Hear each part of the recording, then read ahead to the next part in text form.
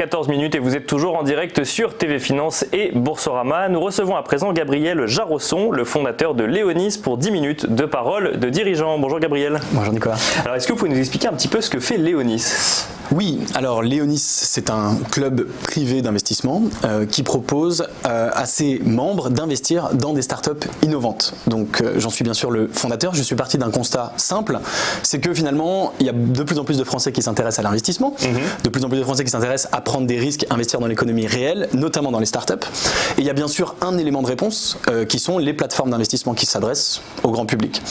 Et finalement c'est pour moi un élément, c'est une très bonne première phase, une très bonne première partie, mais c'est peut-être un élément de réponse parfois insuffisant puisqu'en fait la majorité du marché, la majorité des investissements, des levées de fonds ne se passe pas par les plateformes. On le voit sur ce plateau, vous recevez des startups en permanence, souvent elles lèvent des fonds et finalement on les retrouve pas souvent sur les plateformes de levée de fonds. Elles vont lever des fonds vers des professionnels finalement, plus que vers des plateformes. Exactement. Alors les plateformes sont des professionnels, mais elles s'adressent effectivement à des professionnels dans des cercles finalement privés et le grand public, si je puis dire, n'a pas accès à ces investissements-là.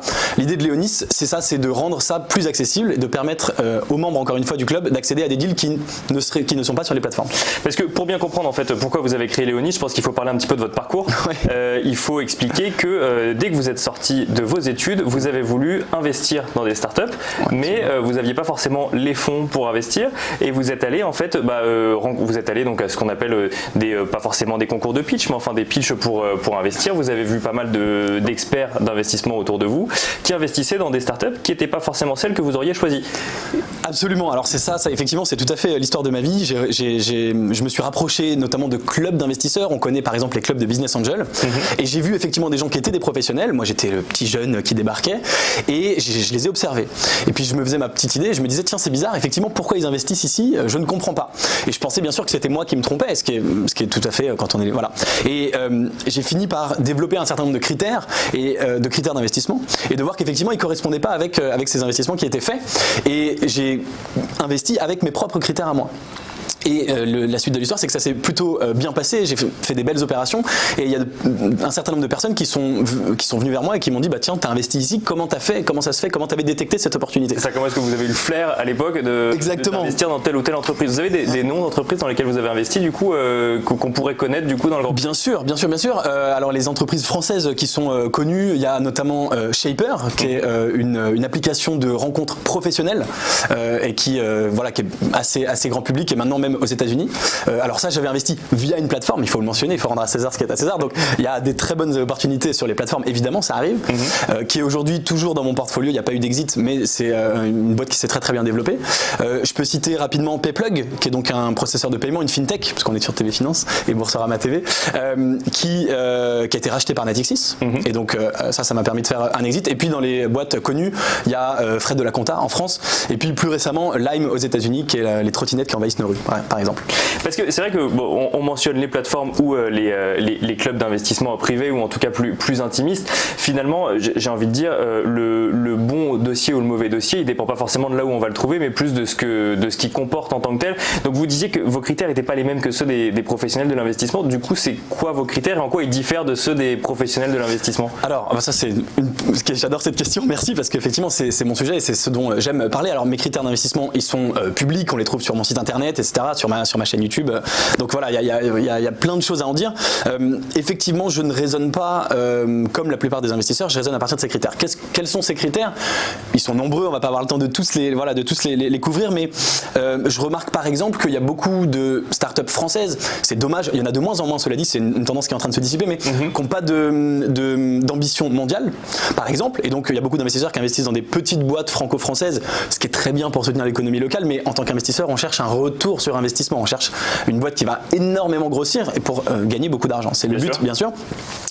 Et puis, par exemple, je n'investis pas dans les produits physiques. J'investis dans les boîtes technologiques, dans les startups, qui sont des produits dématérialisés. Ça peut être un site web, ça peut être une application, ça peut être une place de marché, ça peut être une plateforme. Mais je me suis assez rapidement rendu compte, notamment à travers mes expériences entrepreneuriales, que ces boîtes-là avaient un avantage énorme, puisqu'il n'y a pas de coût de production, il n'y a pas de matière première, il n'y a pas d'objet physique à créer, et donc il y a beaucoup moins de coûts fixes.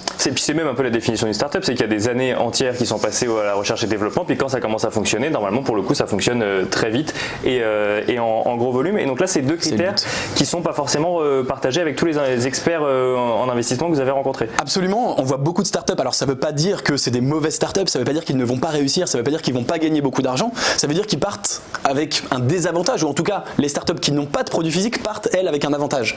Et on voit beaucoup de startups aujourd'hui et beaucoup de startups qui lèvent des fonds et qui font le bonheur de beaucoup d'investisseurs qui sont encore sur des produits physiques. Encore une fois, il n'y a rien de mal à ça, évidemment. C'est là, je vais mettre tous les entrepreneurs ados qui disent « Oh, j'ai un produit physique, ça veut dire que c'est pas bien ». Pas du tout. Mais ce n'est pas dans mes critères d'investissement à moi, parce qu'encore une fois, les startups qui n'ont pas ce fardeau ou cette contrainte, on va dire, ont bien sûr un avantage. Oui, puis c'est dans les critères d'investissement d'autres personnes. Après, chacun, c'est des duos, hein, investisseurs, entrepreneurs. Pour autant, quand on a un produit qui n'est pas physique, on crée, mettons, une application ou un site web, comment est-ce qu'on sait qu'on est en train d'investir sur le prochain Facebook ou sur un site dont personne n'a jamais entendu parler? Voilà, alors c'est là évidemment la grande question, et effectivement c'est une remarque qu'on me fait souvent, on me dit mais finalement le produit physique c'est quand même quelque chose de tangible, c'est quand même peut-être un produit que les clients vont acheter. Quand on est sur du dématérialisé, c'est du vent, et comment on sait qu'effectivement c'est une boîte qui va donner quelque chose ou pas? Alors ça c'est mon métier dans son ensemble, donc c'est compliqué de répondre en quelques phrases, mais moi je regarde beaucoup évidemment ce que j'appelle la traction, c'est-à-dire finalement la réponse du marché. Est-ce que ce produit rencontre une clientèle sur le marché? Est-ce que les clients sont satisfaits?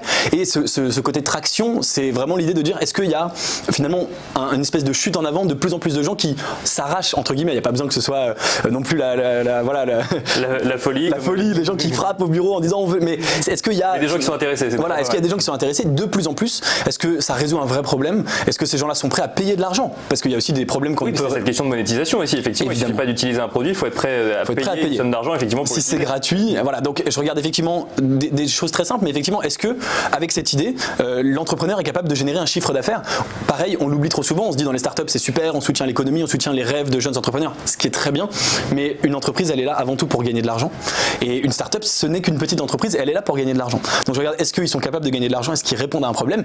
Et puis bien sûr, est-ce que cette startup, cette équipe, évidemment l'équipe c'est fondamental, va être capable de grossir très très vite? C'est ce que vous avez mentionné tout à l'heure.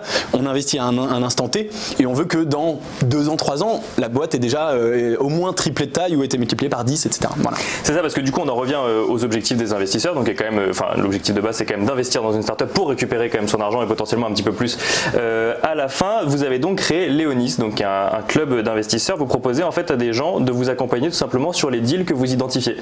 Absolument. Alors j'ai la chance, comme je suis dans ce milieu depuis très longtemps, j'ai été me frotter, comme on en parlait tout à l'heure, à tous ces clubs, etc., d'avoir un petit réseau, d'avoir un réseau dans ce milieu-là. Et bien sûr, comme par ailleurs je suis investisseur actif, il y a beaucoup de gens qui ont repéré ça et qui m'envoient leurs dossiers. Donc j'ai la chance de voir passer beaucoup de dossiers, ce qu'on appelle le deal flow, et donc j'applique mes critères à ces dossiers. Je suis très sélectif, je rejette plus de 99,8% des dossiers que je vois, je les rejette, et de temps en temps je trouve effectivement une opportunité qui correspond à mes critères à moi et dans laquelle j'ai envie d'investir. Et effectivement, ce que je propose dans le club, puisque un certain nombre de personnes me proposent, finalement me disaient on voudrait investir avec toi puisque visiblement tu sais le faire, et ben je leur dis très bien, venez investir avec moi.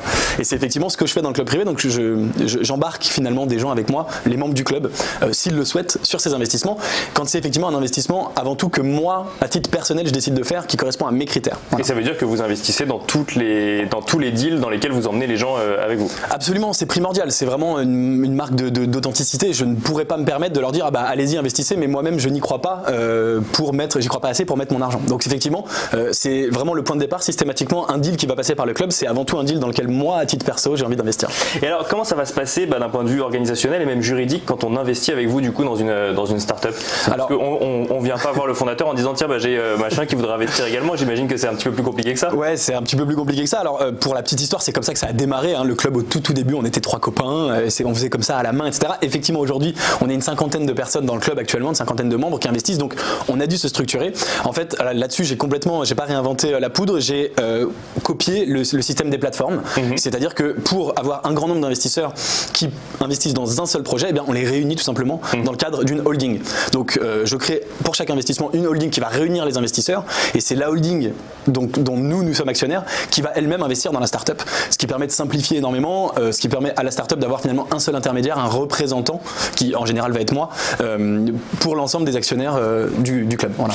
Et ça veut dire que tout le monde peut venir investir chez Léonis, il y a un minimum quand même d'investissement par an ou par deal à réaliser? Absolument. Alors bon, ça pourra être sujet à évolution. Aujourd'hui, je demande aux membres du club d'investir pour chaque projet au minimum 2 000 € par startup. Donc c'est pas ouvert à tout le monde, mais c'est ouvert aux gens qui sont prêts à mettre 2 000 €. Et petite chose en plus, moi je demande aux membres d'être capables d'avoir au moins 10 000 € à investir par an dans les startups, c'est-à-dire de pouvoir faire au moins 5 investissements, sachant que je ne sais pas au début de l'année combien je vais en faire dans l'année, puisque j'ai pas un nombre précis. S'il y a un très bon deal, enfin s'il y a 3, 4, 5 très bons deals, je vais les faire. S'il y en a 0, j'en ferai 0. D'expérience, j'en fais en général entre 5 et 10 par an. Et donc je demande effectivement aux membres d'être capables d'en faire au moins 5 par an. Sinon, s'ils rejoignent le club et qui ne peuvent pas investir, c'est moins intéressant évidemment.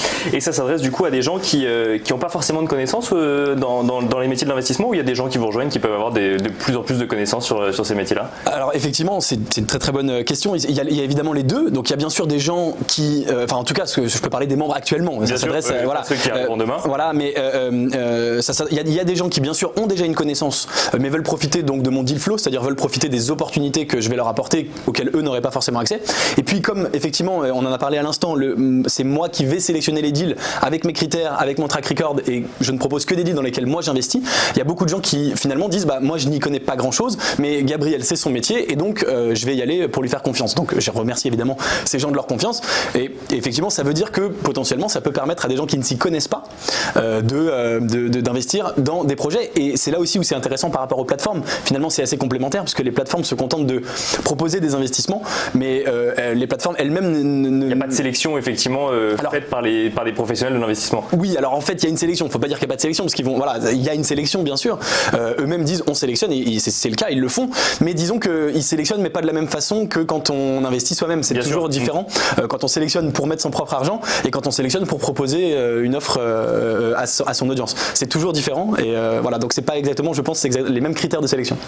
Alors Gabriel Jarosson, donc si on veut en savoir plus, vous avez également une chaîne YouTube où vous détaillez des stratégies d'investissement. Si je dis pas de bêtises, elle s'appelle Léonis Secret d'investisseur. Absolument, et je vois qu'elle apparaît. Donc voilà, il y a une chaîne où je publie quotidiennement, enfin j'essaye quand j'ai le temps, mais je publie en général quotidiennement une vidéo tous les soirs à 18h. Je parle de plein de sujets d'investissement. Je parle bien sûr d'investissement dans les startups, c'est mon sujet de prédilection. Et puis je parle un petit peu de bourse, comme vous le faites ici.